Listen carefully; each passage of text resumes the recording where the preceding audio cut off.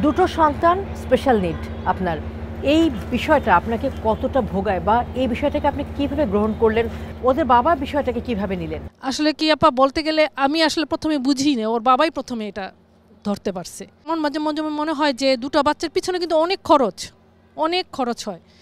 তো এই যে খরচ সামলে ওঠাটা ওর বাবার জন্য অনেক বেশি এটা একটা চাপ ছিল, যে দুটো বাচ্চার পিছনে এত খরচ চালানো।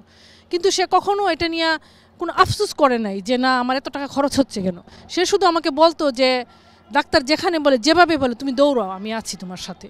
কিন্তু আমি বুঝতাম সে এটা নিয়ে সে মানসিক চাপের মধ্যে আছে, সে হয়তো টাকা জোগাড় করতে অনেক সময় হিমশিম খাচ্ছে, কিন্তু সে আমাকে এটা বুঝতে দেয় না যে এত বড় একটা সাপোর্ট আমি আমার হাজব্যান্ডের কাছ থেকে পাইছি। আর সর্বোপরি হ্যাঁ, আমার ফ্যামিলির কাছ থেকেও পাইছি। আমার বাবার বাড়ি আসলে দূরে, আমার বাবার বাড়ির কাছ থেকে আমি তেমন একটা সাপোর্ট পাইনি। এখানে আমার শ্বশুর বাড়ি আছে, আমার শ্বশুর শাশুড়ি আমার যথেষ্ট সাপোর্ট দিছেন। এটা আসলে অনেক বড় একটা বিষয় যে স্পেশাল নিড বাচ্চাদের নিয়ে পথ চলতে যে যখন পরিবার পাশে থাকে, হাজব্যান্ড পাশে থাকে, পরিবারের অন্যান্য সদস্যরা পাশে থাকে, এটা একটু সহজ করে দেয় এই বিশেষ পথ জি চলাকে। জি জি